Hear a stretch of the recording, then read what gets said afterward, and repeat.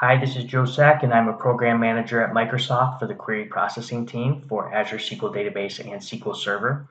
And in this demo, I'm going to show row mode memory grant feedback, which is now in SQL Server 2019 public preview and also works in Azure SQL Database. So to get things started, we're going to set the compatibility level to 150, which is the latest and greatest compatibility level under public preview.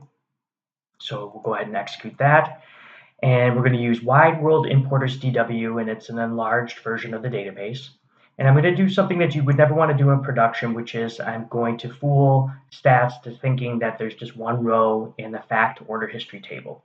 And we're simulating an out-of-date stats scenario. So I've just updated it to one row, and we're going to kick off a query that actually selects from that particular table. And I'm going to make sure that include actual execution plan is enabled. So we're kicking this off. It's going to take a little bit to run. And while that runs, we're getting rows back. We'll see the plan eventually. But I want to show you a few different links. So first of all, we have this aka.msiqp link, which is a link to the intelligent QP topic in books online. And then also a link to demos. This will be on GitHub. Now for intelligent QP, this is actually a feature family that encompasses adaptive QP and other new features that we're introducing. And so if you're interested in learning more, check out that topic. And then also in terms of the demo, for today I'm using SSMS 17.9. Anything 17.9 or higher, you'll be able to see the new row mode memory grant feedback attributes. Now, the query finished executing. It was 42 seconds on my laptop. And if I go to the execution plan, first thing you'll notice is that we have a warning. So you see we have a warning for the hash match. And if I hover over that hash match, we're going to see that the warning is actually due to a spill. So operator used tempdb to spill data during execution. Now, if I go to the select attribute and hover over it, we see that we granted 1 meg for this query. And part of that is because I fooled stats into thinking just one row was flowing through the order history table. Now, if I go to the properties of the select, we'll see 2 new attributes that were introduced as part of row mode memory grant feedback. And those are, is memory grant feedback adjusted?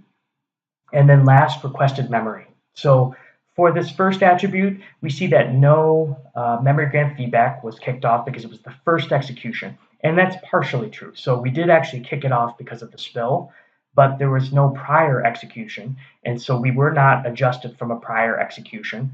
And therefore, we have a 0 memory grant size for last requested memory.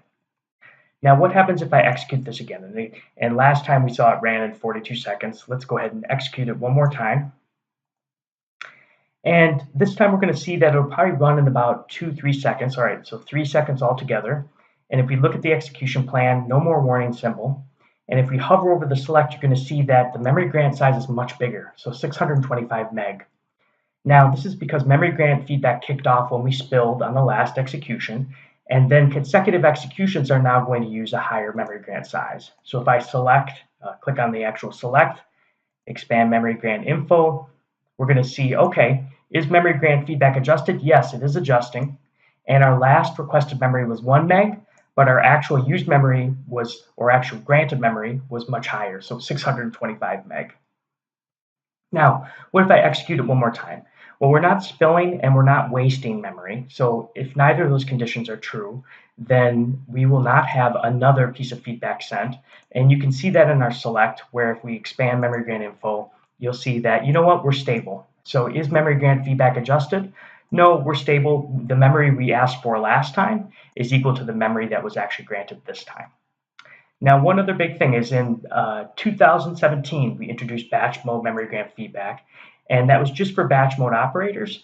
But now you can see we are eligible for row mode for memory grant feedback. So we've greatly introduced the surface area of where this feedback can come into play. And if you want to learn more about it, again, check out the aka.ms IQP topic.